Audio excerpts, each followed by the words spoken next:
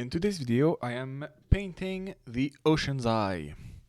This project is in a way similar to the Desert Eye, in the sense that it's sand and water, but where the desert had sand as the iris, now the iris is the water and the sand is the pupil.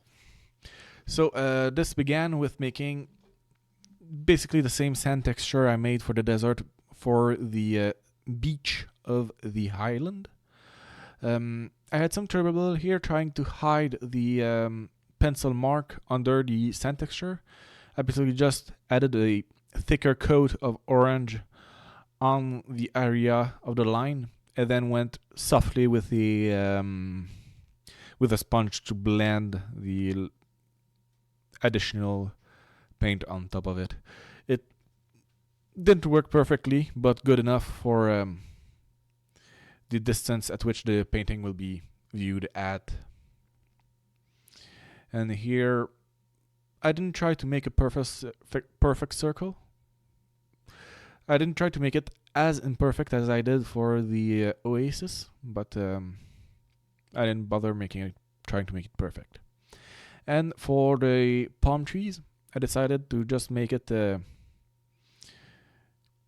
I made just a bunch. I basically filled the center of the pupil with different shades of green clustered around points to make it as though there's a very dense on the brush of palm trees there. And I'm quite pleased with the texture it made and the way it looks. I wouldn't say it's perfect, nothing is, but it's pretty good.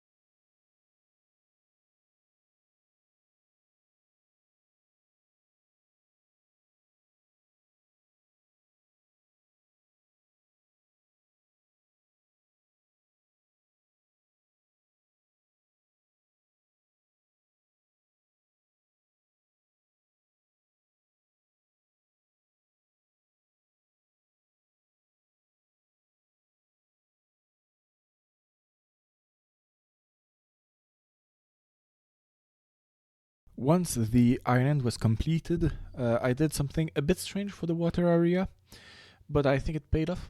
Basically, I used two shades of gray that I placed randomly on the sponge to have a very uneven gray coloring for basically the rock formations underneath the waves. I wanted the ocean to be more interesting than the plain water texture I used for the desert's oasis. And here, by starting with a shade of gray, uneven shade of gray, I was able to ensure that the surface of water I did afterwards would be also uneven and more interesting. I had to use a pretty thin coat of blue for that to work, but I'm really happy with how it turned out. It paid off well. And I also added some coral reefs, or that was the idea at least, by making those pink dots at the bottom on this bottom coat here. I also added some red dots in smaller quantities than the pink dots. And after I was done making the dots, I did then smooth them out. I felt like it was the dots were too defined and it felt strange to me. So by smushing them with the sponge, it felt better to me. It's not a major difference, just enough for me to think it's better this way.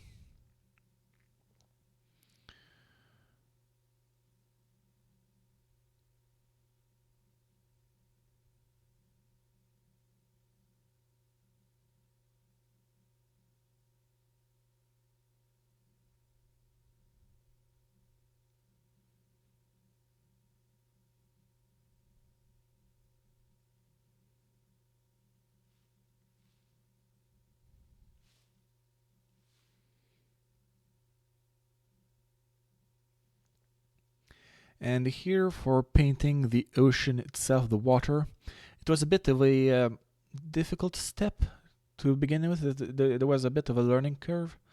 The initial coat I was making was way too thick and completely covered the texture I was trying to make. So I had to kind of work out the exact amount of paint to put for it to be for the bottommost coat to be visible and still read as a water surface. So every attempt I tried to make it at a different location than the not at the edge of the previous one. That way, the parts that are fully covered are not all in the same area, and it feels more random.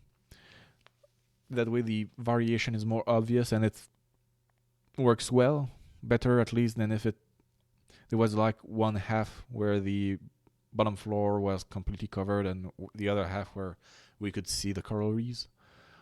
It would have worked maybe, but it felt better this way. And I used two shades of blue, a deep blue and a lighter blue. I've tended to use the darker blue near the island and the lighter blue away from it. If we assume that the deeper blue means the ocean itself is deeper, it maybe makes no sense, but it looks good. That's what matters to me, above all else.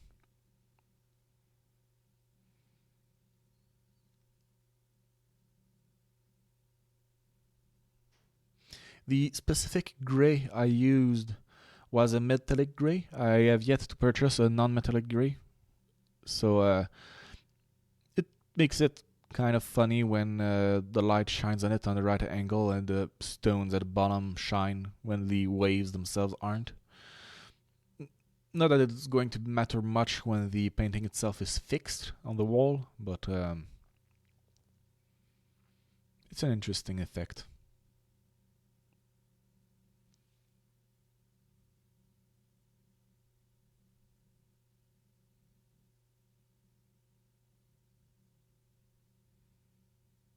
I say I use the deeper blue mostly close to the island, but I did mix it up every now and then, some to make sure that it's not a obvious pattern. I wanted the water to feel random, to feel chaotic, because the ocean, to me at least, is a chaotic place. So it feels right to add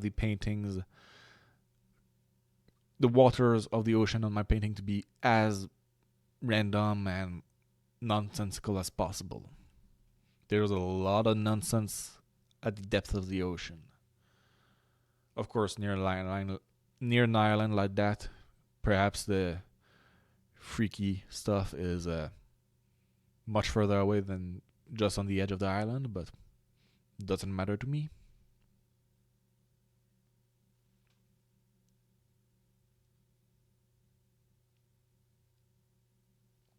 I am also happy to announce that I have finally completed the brainstorm phase of my 25 Eyes project, of which this painting is the fourth. I have the idea finalized for all 25 paintings, with only 3 of them that needs some refinement, where I feel like the concept is maybe a big tweak right now, but there's potential. But I just need to find what I'm missing there. But I'm going to be able to go full steam ahead on the project instead of doing the. Well, I am already doing it full steam ahead. That's the third video of the painting of painting the great eyes in as many weeks, I think. So I've definitely reached cruising speed. I've also changed the way I plan my weeks. I tended to skip. I've been meaning to paint these eyes for a while, but I just didn't find the time, didn't take the time to do it. And I changed the way I plan my weeks, and so far I've been able to be much more consistent with doing things much more consistently with what I want to do. I've been able to take a lot more control over my planification, which is a really great boost on mental health. Not that I was in a bad place or anything. I don't want to scare anyone with that, but it feels good to be in control of one's planning, be in control of our time. So I'm kind of thriving right now.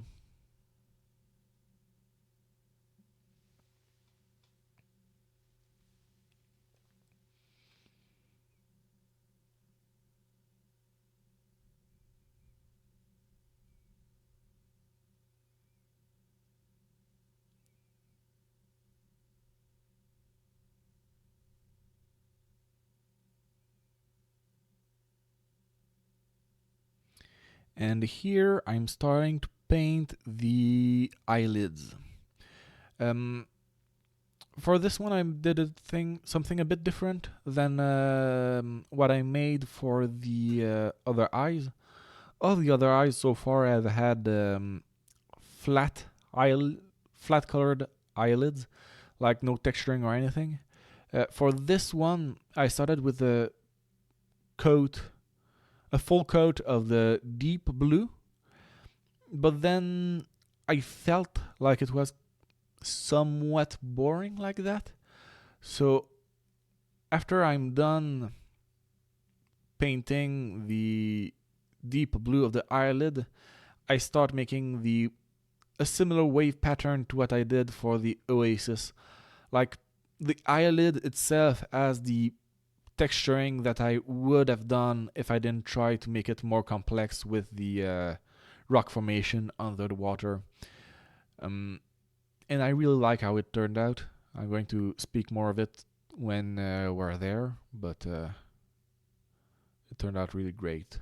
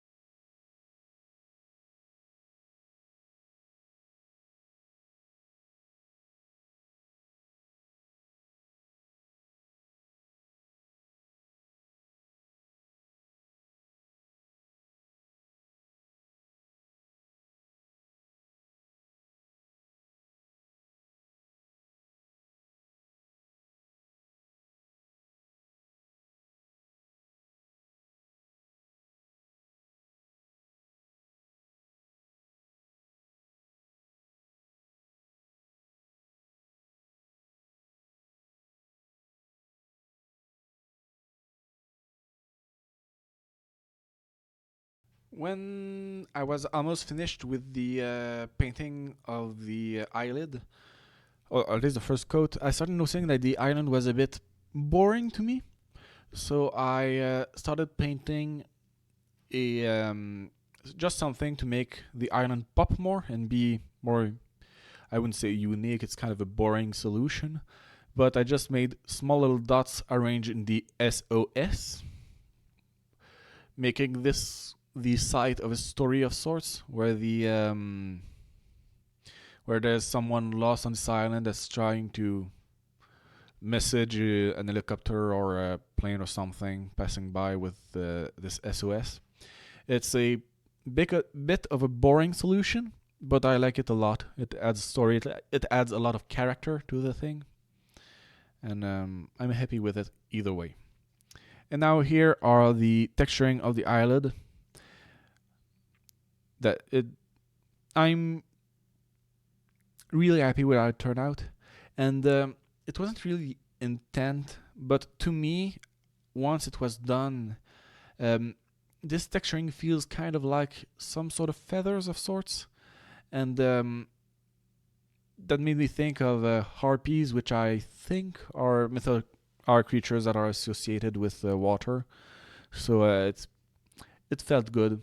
It looked really good to me. The potential associations and the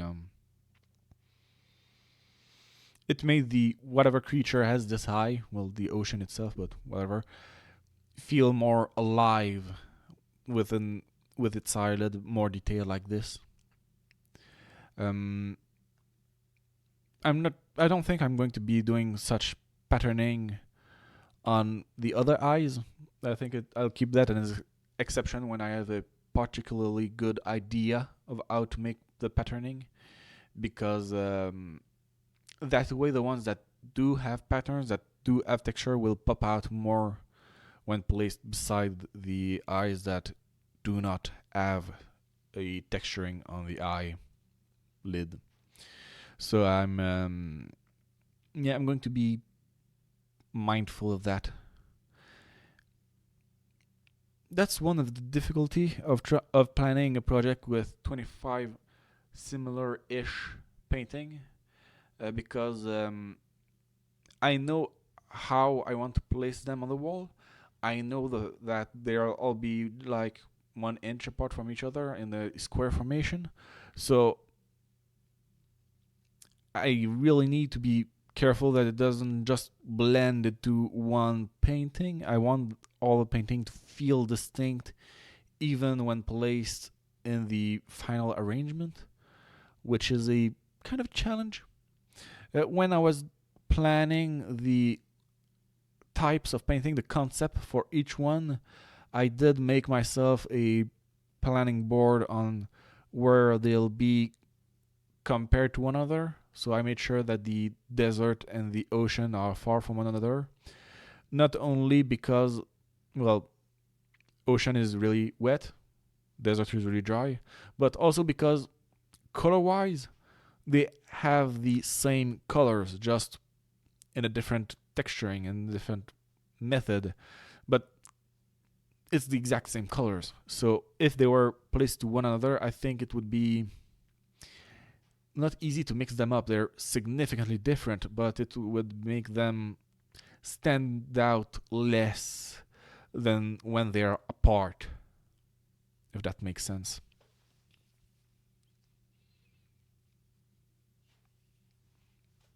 I don't know if I'm planning on showing how they all fit together at some point, but I don't know how I'll show that.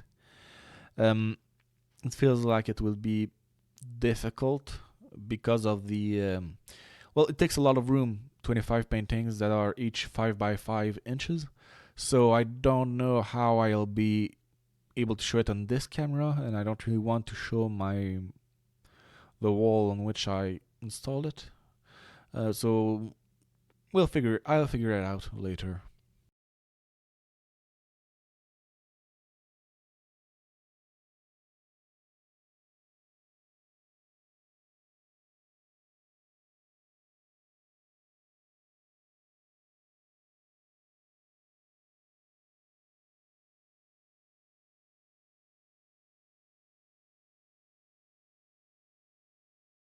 So thank you very much for watching.